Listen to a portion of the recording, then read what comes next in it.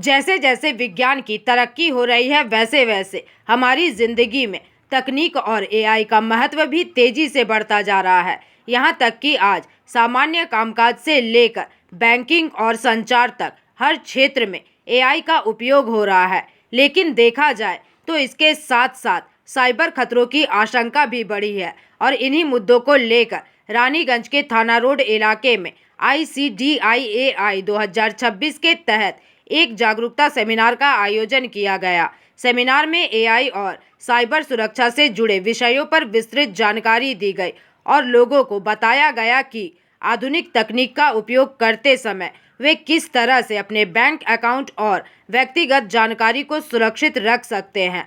कार्यक्रम में राजशास्त्र के मैनेजिंग डायरेक्टर नीलाद्री चक्रवर्ती मुख्य वक्ता के रूप में उपस्थित थे। तो आइए देखें कि इस संबंध में उन्होंने कौन कौन सी जानकारियां साझा की हैं। আজকের দিনে আমরা যেভাবে এআই ইউজ করছি সেই এআই এর ইউজ বা আজকের দিনে যেভাবে সাইবার সিকিউরিটি একটা থ্রেট কনসার্ন হয়ে দাঁড়াচ্ছে, সবাই আমরা জেমিনাই ইউজ করতে পারছি হয়তো, সবাই আমরা চ্যাট জিপিটি ইউজ করছি হয়তো, কিন্তু আমাদের এই যে ডেটাগুলো সেগুলো আদৌ কি সুরক্ষিত জায়গায় বা সুরক্ষিত হাতে গিয়ে পৌঁছাচ্ছে, না আমরা নিজেদেরই জিনিস নিজেদেরই তথ্য আমাদের প্রতারকের হাতে তুলে দিচ্ছি।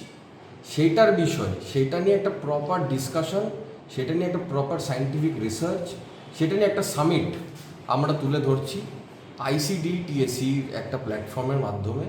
সেখানে অনেক বরিষ্ঠ সংগঠন, বরিষ্ঠ শিক্ষা সংস্থান পার্টনার হয়ে আছে। তাদের মধ্যে school of education Hemvati Nandan Bahuguna university গড়ওয়ালের, তার সঙ্গে ডলফিন ইনস্টিটিউট পার্টনার হয়ে আছে, ছবি বিশ্ব ফাউন্ডেশন আর ছবি সেবা ফাউন্ডেশন একটা বড় ভূমিকা প্লে করছে।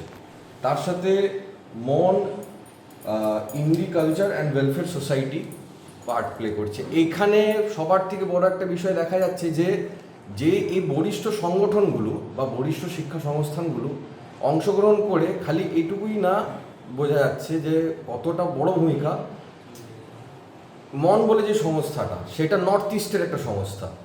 বহুগুণা গড়ওয়াল উত্তরাখণ্ডের একটি শিক্ষা সংস্থান। ছবি সেবা ফাউন্ডেশনের উদ্যোক্তা নিজে পশ্চিমবঙ্গের, কিন্তু তার সংগঠন সংগঠিত হয়ে আছে মহারাষ্ট্রে।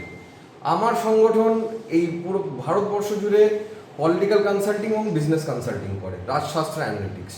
তো এখানে বিভিন্ন স্তরে, বৃহত্তর স্তরের যে ভিশনারিরা যুক্ত হয়ে আছে, এটাতে বোঝা যাচ্ছে যে এটা কত বড় একটা থ্রেট কনসার্ন হয়ে উঠছে। এআই সামিটেও আমরা যা লক্ষ্য করে দেখলাম যে যিনি ইউএসের এন্ড থেকে আসলেন, উনি এসে একটা জিনিস পয়েন্ট আউট করলেন যে ডিপ টেকের অ্যাসপেক্টে পুরো কন্ট্রোল যেন ইউএসের হাতে থাকে। এইটাই একটা রাইজিং কনসার্ন হয়ে দাঁড়াবে। আজ থেকে 3 দিন আগেও যখন পেন্টাগন বলছে যে ক্লড বলে একটি প্ল্যাটফর্ম আছে, তাকে ইউজ করতে দিতে হবে তার পুরো মডেল স্ট্রাকচার। रानीगंज से सम्राट दास की रिपोर्ट, PVTV न्यूज।